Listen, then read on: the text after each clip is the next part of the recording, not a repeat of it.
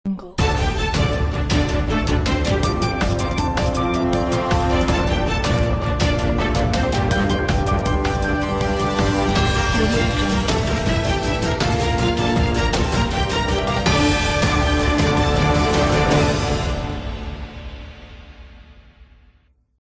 ఉన్న ప్రత్యేకమైన పరిస్థితులు ఏమిటో, ఈ ప్రత్యేక పరిస్థితుల మధ్య మీరు పోషిస్తూ ఉన్న పాత్ర ఏమిటో నేను వేరే చెప్పాల్సిన అవసరం లేదు.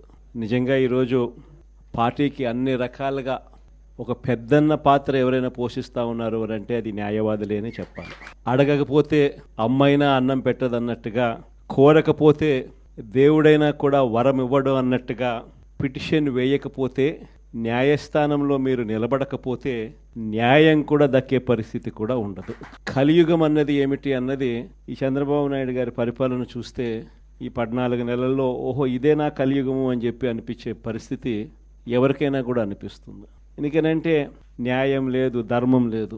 తమకు గిట్టని వాళ్ళు ఎవరైనా ఉంటే, తమకు నచ్చని వాళ్ళు ఎవరైనా ఉంటే, తమకు వ్యతిరేకంగా స్వరం వినిపించే వాళ్ళు ఎవరైనా ఉంటే తట్టుకునే పరిస్థితి లేదు, జీర్ణించుకునే పరిస్థితి లేదు. ఎలాగైనా తీసుకొని పోయి వాళ్ళని జైల్లో వేయాలి, ఎలాగైనా తీసుకొని పోయి వాళ్ళని చిత్రహింసలు పెట్టాలి, ఎలాగైనా కూడా వాళ్ళ పరువును తీయాలి అనే ఒక నీచమైన సంస్కృతి ఈరోజు మనం చూస్తూ ఉన్నాం. ఒక మనిషిని జైల్లో పెట్టడము అని అంటే తన పరువును, తన ప్రతిష్టలతో ఆడుకోవడం.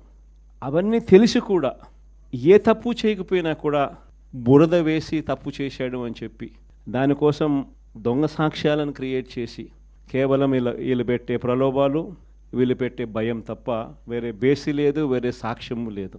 ఇలాంటి పరిస్థితుల మధ్య న్యాయం జరగడానికి కోసం బాధితుల తరపున గట్టిగా నిలబడి వాళ్ళ స్వరం వినిపించే కార్యక్రమం ఎక్కడైనా చేయాల్సిన పరిస్థితి ఏదైనా ఉంది అని అంటే అది ఇంకా మన భుజస్కంధాల మీద ఇంకా ఆ బాధ్యత ఎక్కువైంది. ప్రతిపక్షంలో ఉన్నప్పుడు వైఎస్ఆర్ పార్టీకి నిజంగా పెద్దన్నగా మీరు చేస్తూ ఉన్న పాత్ర ఎప్పటికీ కూడా పార్టీ మర్చిపోదని సందర్భంగా తెలియజేస్తాను.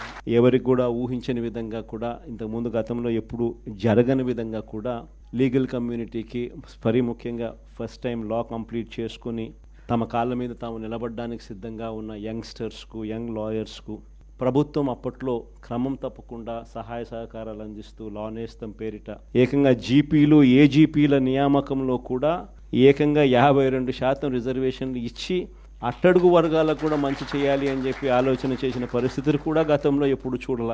న్యాయవాదులకు సంక్షేమ నిధి కోసం 100 కోట్ల రూపాయలు వాళ్ళకు కేటాయింపులు చేసి అందులో 25 కోట్ల రూపాయలు ఖర్చు కూడా ఎప్పుడైనా జరిగింది అని అంటే అది కూడా వైఎస్ఆర్సీపీ ప్రభుత్వ హయాంలోనే. ఇన్సూరెన్స్ పథకానికి కూడా 1/3 వంతు వాటాను కూడా ప్రభుత్వమే చెల్లించిన పరిస్థితులు కూడా ఎప్పుడైనా ఉన్నాయి అని అంటే అది కూడా వైఎస్ఆర్సీపీ ప్రభుత్వంలో. న్యాయవాదులందరికీ కూడా మనం మంచి చేశాము అని చెప్పి గర్వంగా పార్టీ చెప్పుకునే విధంగా కూడా చేయగలిగాం.